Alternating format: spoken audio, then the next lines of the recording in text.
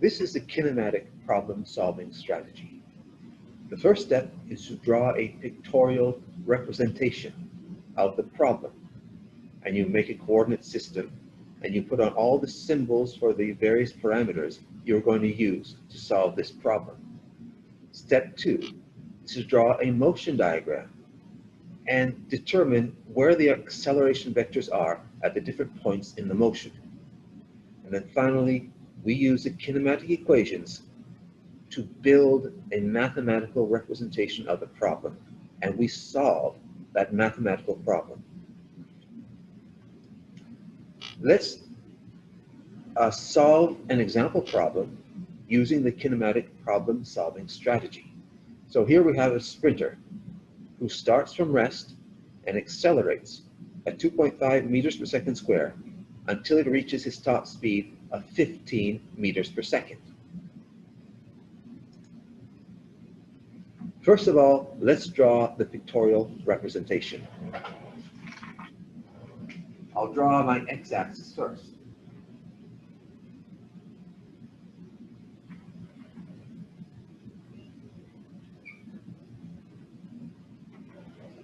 And let's put the sprinter at the beginning of the race.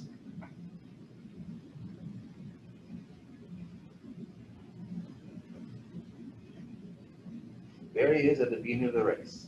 And at the beginning of the race, we'll say its time equal to 0. T equals 0.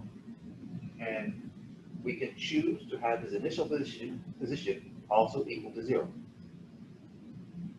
And since he's starting from rest, his initial velocity, v0, is also equal to 0. Now he runs along and he accelerates until he gets to some time, t1, and we don't know what that time is. And he's at position x1, and we don't know what that position is, but those are two things we want to find in this problem. But we do know what his velocity is at that point, and it is 15 meters per second. So during this part, he is accelerating, and his acceleration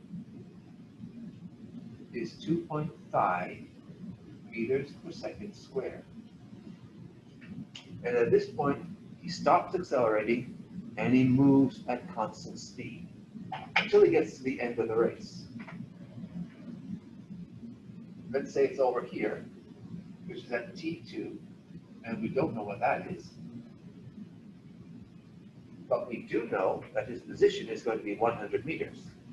So x2 is 100 meters. And his velocity at the end is going to be the same as v1.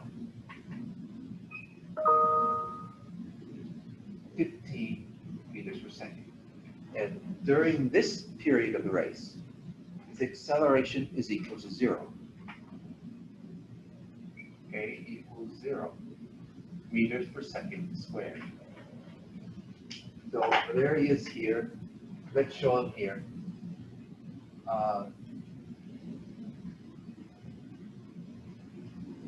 And then over here.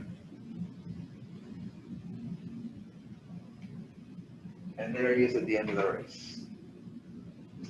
So now let's draw a motion diagram. So I'm going to draw dots that represent his position at the various points in the race. Now, during this part of the race, he's accelerating. So the dots are going to start very close together, and then they're going to become farther apart as he moves along. So here's the first dot, closely spaced at the beginning, become spaced further apart until he gets there. As a matter of fact, I'm going to get rid of this one. I'll put another one here.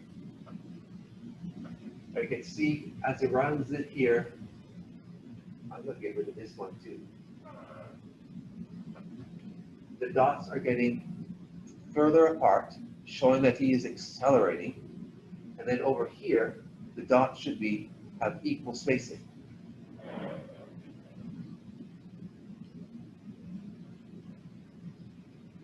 Like that. And also, we can draw the acceleration vectors. So right here, well, this is his velocity vector. Between the dots, these are the velocity vectors.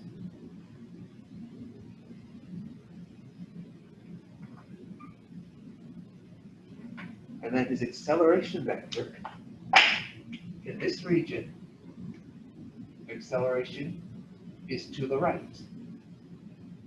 And over here, acceleration is just 0. I'll just put A equals 0. So this is a motion diagram. Now we need to solve, to build our mathematical representation of the problem. So let's write down the kinematic equations of motion and see what we find out. So we have, let's first do this part of the problem. So we have x1 equals x0 plus v0 t1 plus 1/2 a t1 squared. We also have that v1 equals v0 plus at. And then the last equation is v1 squared equals v0 squared plus 2a x minus x0. So these are the three equations. Let's see which equations we can use. For the first equation, we don't know x1 and we don't know t1. So we can't use that equation yet. Second equation, we don't know v1, but we know v0. And we do know v1. This should be t1. We do know v1, we know v0, we know a, but we don't know t1. So we can use a second equation to solve for t1. The third equation, we know v1, we know v0, we know a. We don't know x1, but we know x0. So we know everything in the third equation except x1. So we can use the third equation to find x1 and the second equation to find t1.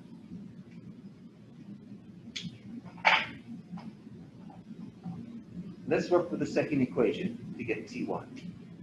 I'll substitute in the values. 15 meters per second equals 0 plus 2.5 meters per second squared times t1. So if we divide both sides of this equation by 2.5 meters per second squared, we can find t1. Like this. 2.5 meters per second squared. 2.5 meters per second squared. Everything here is going to cancel out, and we're left with t1.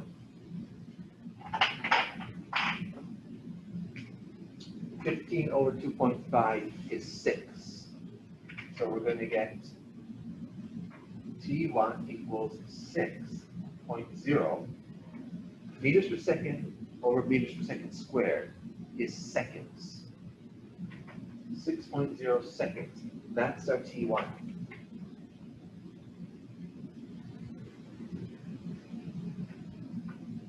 How do we know meters per second over meters per second squared is 6? Well, you can look at it like this. Meters over second divided by meters per second squared. Well, we can flip the denominator and multiply instead of divide. So this is meters per second times second squared over meters. And then you see that the meters cancel out and one of the seconds cancel out, and we are left with seconds. So we know it is in seconds. Also, another important point. If you work meters for position, meters per second for velocity, meters per second squared for acceleration, and time in seconds, all the units are going to work out. I don't even need to include the units in my equations, as long as I'm working initially with the correct units. and I will know that my time that I derive is going to be in seconds. So now let's try to find x1. We could find x1 from the third equation, or we could now use the first equation, since we now know t1. We could substitute this value of t1 into equation number 1 and solve for x1. Well, but anyways, let's try using the third equation, substituting in the values that we know. So v1 is 15. So 15 squared equals 0, v0 is 0, plus 2 times 2.5, the acceleration, times x1 minus 0. x0 is 0. Solve this equation for x1. We have 15 squared equals 2 times 2.5 is 5, 5x1. So x1, divide both sides of the equation by 5. x1 equals 15 squared over 5, which is equal to 45. 45. And I know, since my velocity was meters per second, my acceleration was meters per second squared, my position is going to be in meters. So x1 equals 45 meters.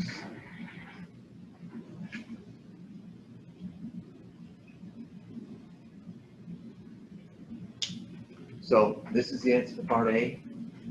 This is the answer to part B.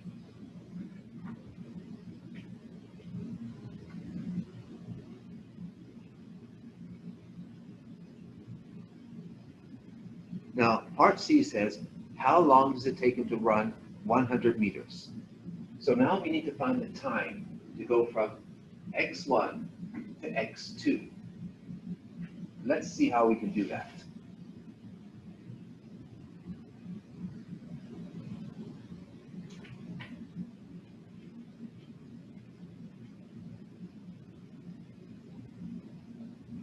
I think we can use the first equation to solve this problem, because in the first equation we would write it like this.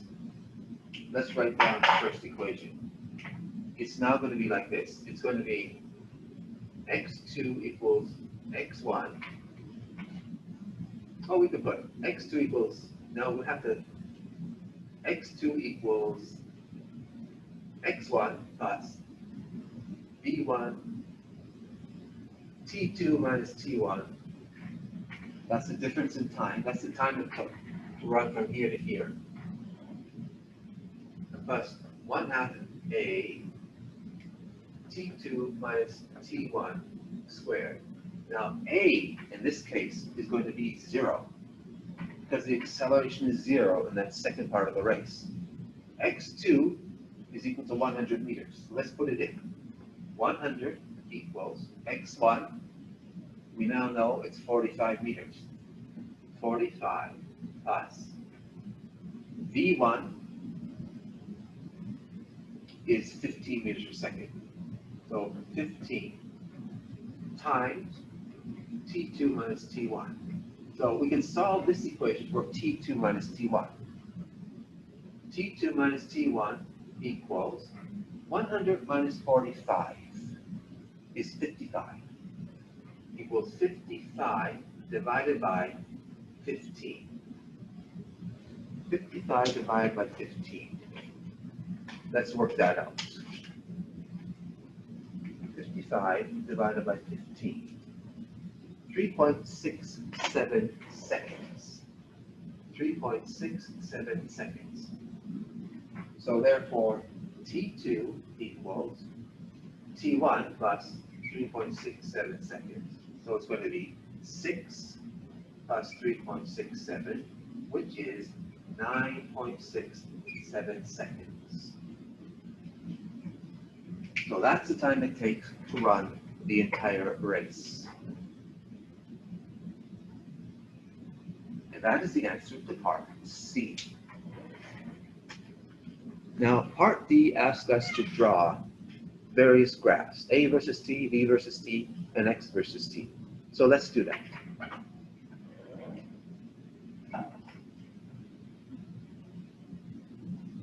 A versus T. T is in seconds. A is meters per second squared. So during the first part of the race, A is 2.5 meters per second squared. So it's going to look like this. 2.5, and then for the second part of the race, it's 0. And it's just like this. And this value right here, let me make a space. This is 2.5. This is A. A meters per second squared. So we have 2.5, and then it's 0 down here. And this time is 6 seconds. And this time is 9.67. So that is A versus T for this problem. Now let's look at V versus T. V meters per second. T seconds. So he's moving at constant acceleration. That means velocity is going to increase linearly, just like this. A linear increase while he's accelerating up to this time, T1, which is 6. And then he's moving at constant velocity for the rest of the time. So just a horizontal line until he gets to 9.67 seconds. That is velocity versus time. Now we need to do position versus time. So let's put it over here.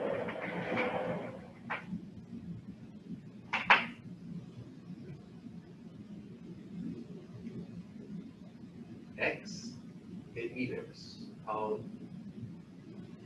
time in seconds. So when he's accelerating, the position is going to increase quadratically. So initially, the slope of X versus T is going to be 0 because the velocity is 0. So it's going to increase like this. It's a quadratic function.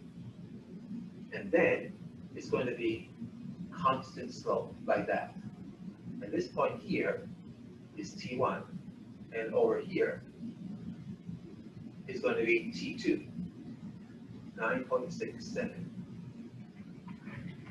So that is a thought of position versus time. So now it says to describe the motion in words. So what we can say, the sprinter starts to rest, accelerates at 2.5 meters per second squared. His velocity increases linearly for the first 6 seconds, while his position increases quadratically for the first 6 seconds. And then after 6 seconds to 9.67 seconds, he moves at constant velocity, and his position will increase linearly during that time. And that is the solution of this problem. For clarification, there are a few things I forgot in my solution. First of all, right here, we should put what his maximum velocity was. It was 15 meters per second. Of course, that starts at 0. Also, when he accelerated, when he finished the acceleration, his position was 45 meters. So here should be 45. And his final position was 100. So we come over here, and this should be 100. Just to clarify things.